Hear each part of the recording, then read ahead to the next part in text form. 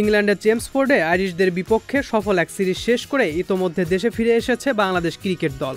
আর দেশে ফিরে অবশ্য প্র্যাকটিস সেশন শুরু হয়ে গিয়েছে টাইগারদের। সেখানেই দেখা গেল ভিন্ন এক চিত্র। অনুশীলনের সেই দৃশ্যে কি দেখা গেল চলুন জেনে নেওয়া যাক। সাকিব আর হাতুরু কথা বলছেন, এরই মধ্যে সেখানে হাজির হলেন শান্ত। সাকিবকে মনে করিয়ে দিলেন কোচের সাথে তার ল্যাকিংস নিয়ে আলোচনা করতে, কিন্তু সাকিব তাকে আশ্বস্ত করলেন এটা বড় কোনো সমস্যা নয়, কয়েকদিন প্র্যাকটিস করলেই এই সমস্যা কাটিয়ে ওঠা সম্ভব। প্র্যাকটিস সেশনটি দেখলে যে কারোর মনে হতে পারে হাতুরুকেই ব্যাটিং শেখাচ্ছেন সাকিব, কিন্তু না, সেখানে আলোচনা হচ্ছিল শান্তর ব্যাটিং নিয়ে। শান্ত যেসব বল ব্যাকফুটে গিয়ে শর্ট মিড অনে ঠেলে দেন, সেসব বল চাইলেই ছক্কা হাঁকাতে পারেন, সেটাই করে দেখাচ্ছিলেন সাকিব, আর তাতে সায়ও দেন হেড কোচ হাতুরু সিংহে।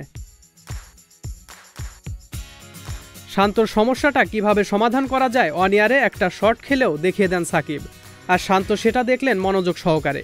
তাতে এমন একটা পরিবেশ সৃষ্টি হলো যা দেখে মনে হতে পারে কোচ আর বাকিরা কোচিং করছে সাকিবের কাছে। এরপর অবশ্য সাকিবের সাথে হাতুরুও যোগ দেন শান্তর ভুলকে সমাধান করার জন্য।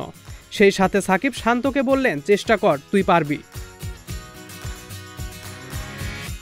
নেটে অনুশীলনে নিজের প্রচেষ্টায় বোলিংও করেছেন শান্ত। শান্তর বোলিং কতটা নিখুঁত হচ্ছে তা পর্যবেক্ষণের সময় হেরাতের মুখের হাসি সেটা প্রমাণ করে দেয়। এখন শান্ত চাইলে নিজেকে একজন ভালো মানের পার্ট টাইম স্পিনার বানাতেই পারেন, শুধু দরকার অদম্য প্রচেষ্টা আর ধৈর্য। চেষ্টা আর ধৈর্যের প্রসঙ্গে আসলে শান্ত নিজেই তার বড় উদাহরণ। গত কিছুদিনে যেন যেখানে যাচ্ছেন সেখানেই সাফল্য মিলছে শান্তর। সর্বশেষ বিপিএল থেকে শুরু করে এখন পর্যন্ত দারুণ সফল শান্ত। ব্যাট বল এমনকি ফিল্ডিংয়েও ঢেলে দিচ্ছেন নিজের শতভাগ। সমালোচনা, ট্রল, ব্যর্থতা আর একের পর এক নেগেটিভিটির মধ্যে থেকেও নিজের কাজটা যতটা সাবলীলভাবে করে গেছেন তা অনুকরণীয় বটে। যদি নিজের ধারাবাহিকতা বজায় রাখতে পারেন তাহলে একসময় শান্ত ব্যাটে বলে হবেন বিশ্বসেরা। সজল খান, মহাজন আইটি।